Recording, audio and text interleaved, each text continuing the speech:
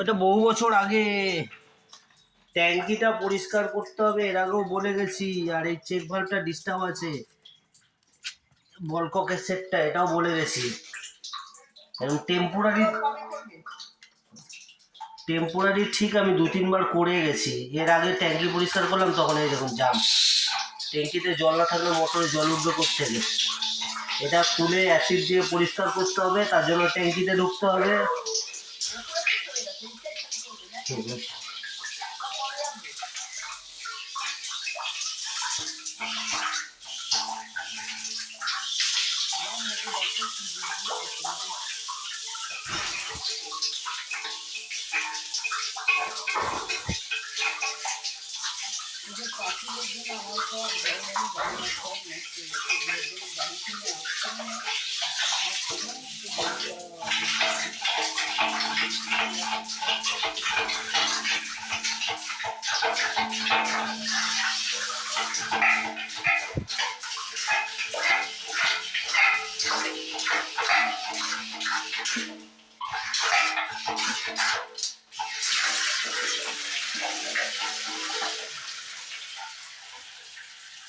কি অবস্থা।